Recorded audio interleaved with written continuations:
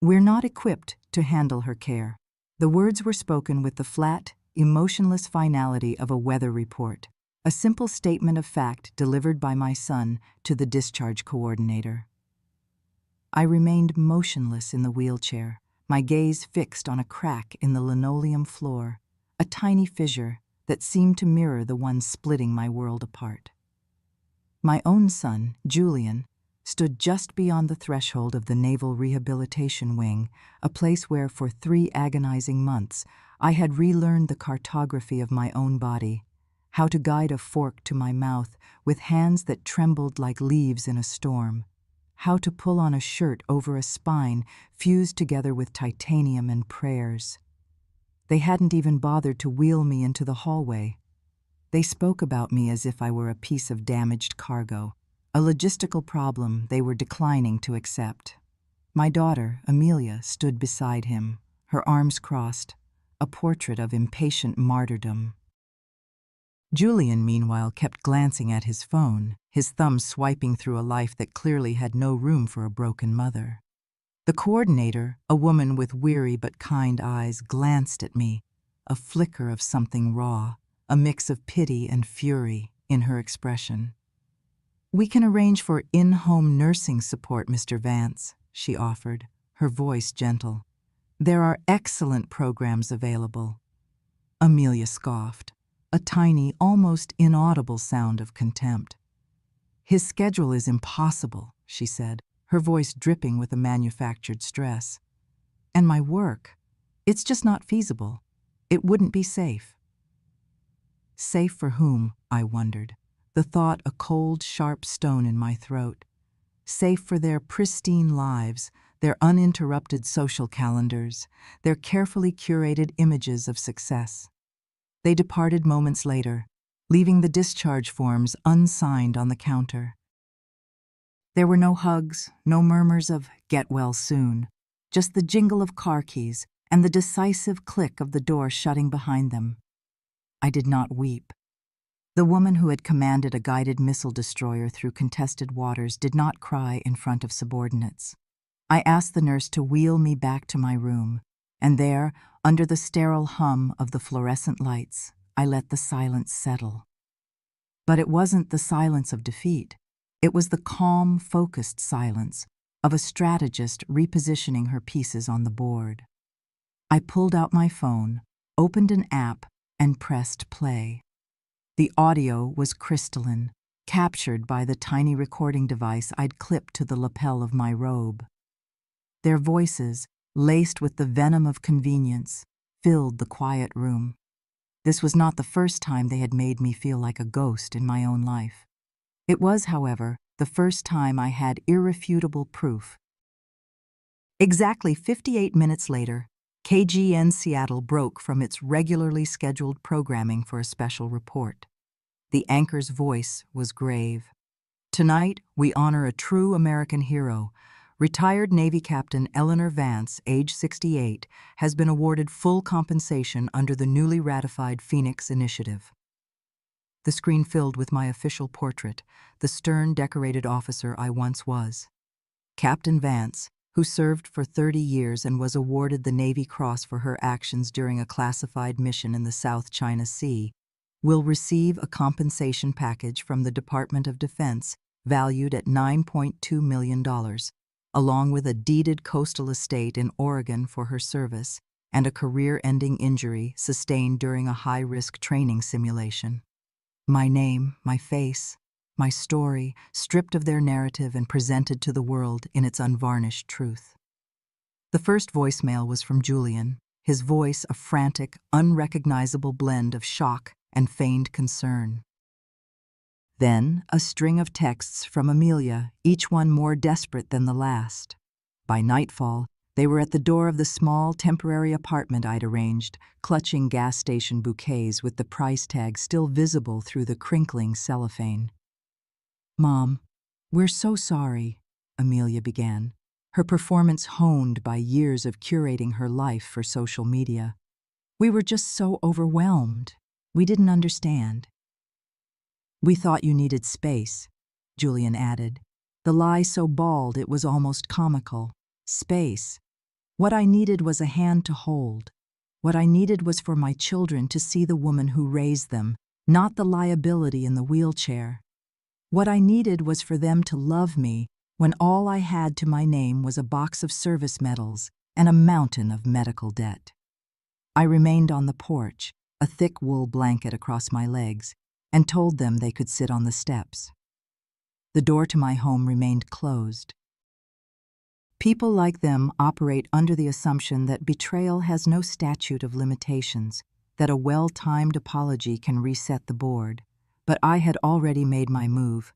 I had called my attorney, Elias Thorne, a man whose reputation was as sharp and unyielding as his name. I told him to execute the documents we had prepared months ago, the ones I had drafted in the quiet, lonely nights at the rehab center. There would be no revisions. There would be no second thoughts. I also forwarded him the audio file. His only response was a text message. "They will regret this."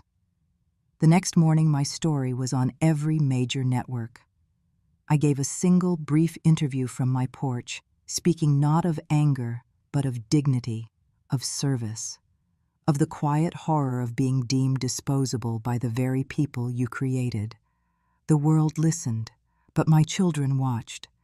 And in my calm, steady gaze, they began to see not the frail mother they had abandoned, but the commander they had forgotten. They had underestimated the quiet storm, and the tide was just beginning to turn. In the days that followed, the silence from my children was absolute.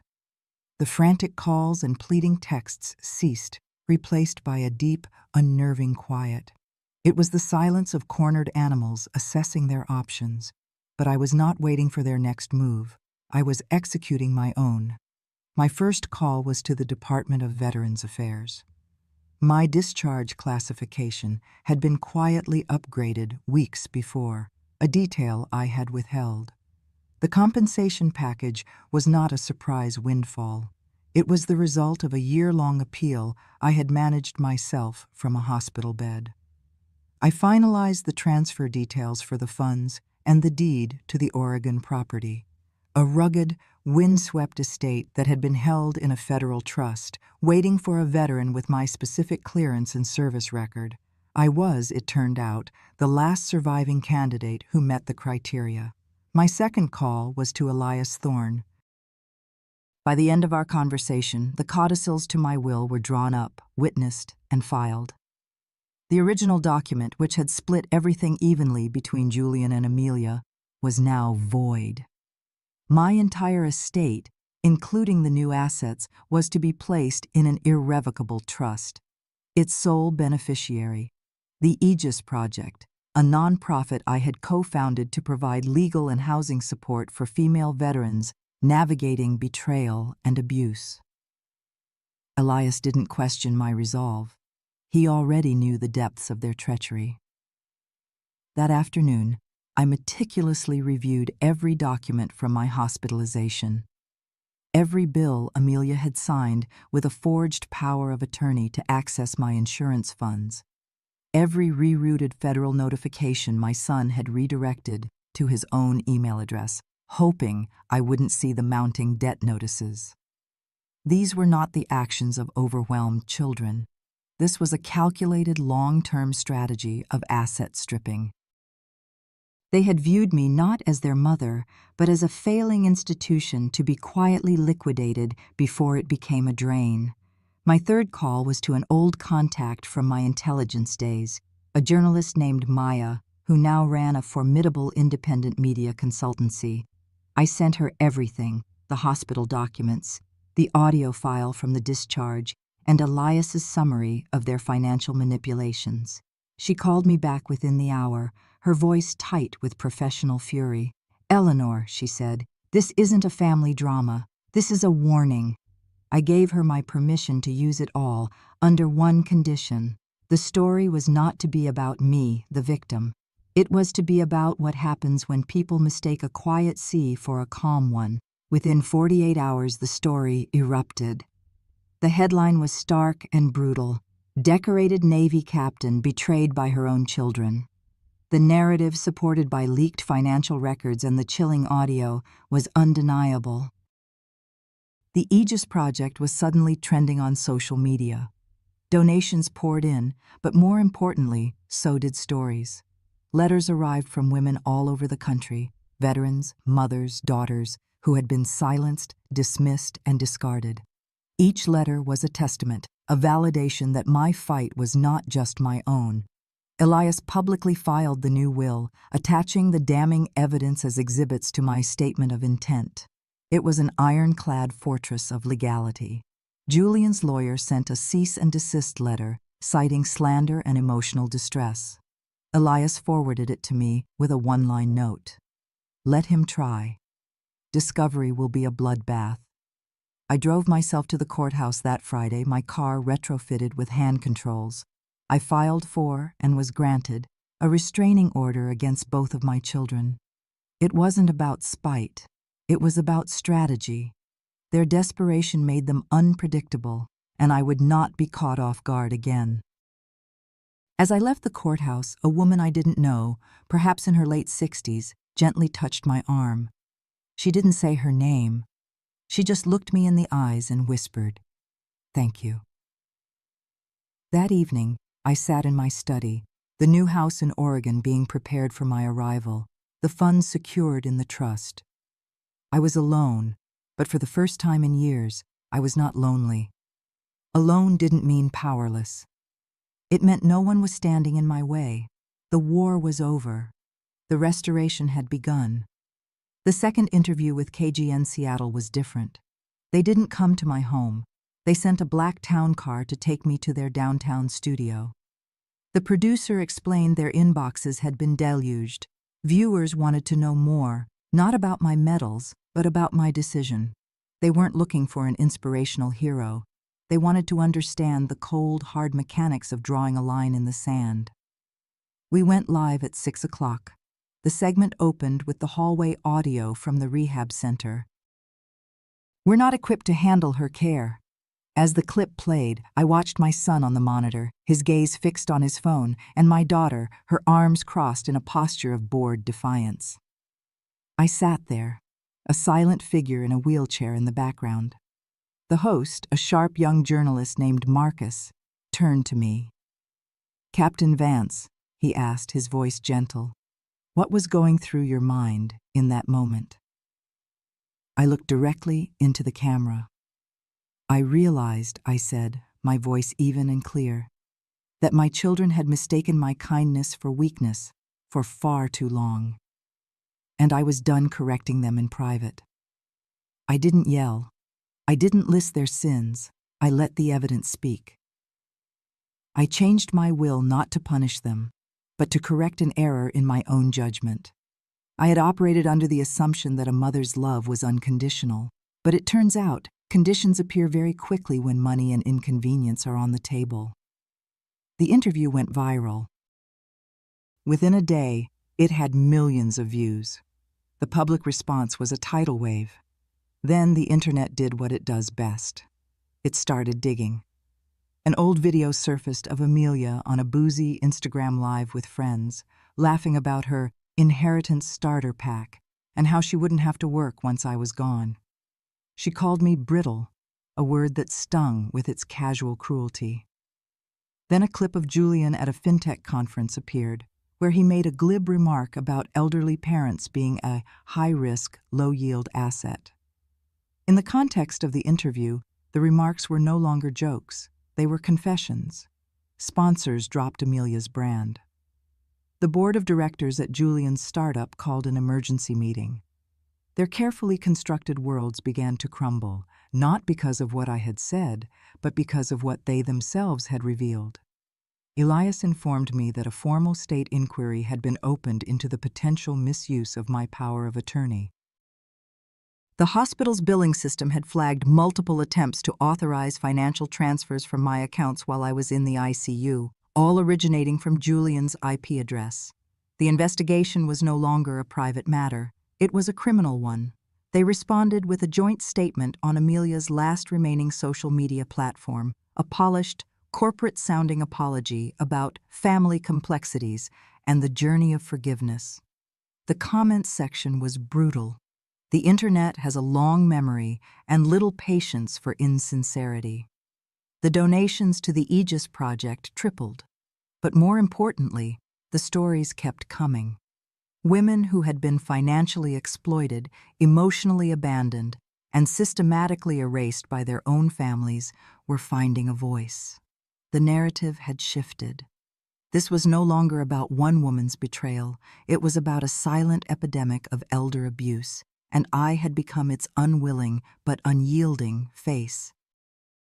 By the end of the second week, the asset transfer was complete. My retirement funds, my savings, the compensation, all of it was locked away in the trust, untouchable. The Oregon estate was officially in my name. The keys arrived in a simple leather-bound folder. That night, I didn't open a bottle of champagne. I opened my old Navy footlocker. I laid out the letters from my deployments, the faded photographs, the commendations earned in places most people couldn't find on a map.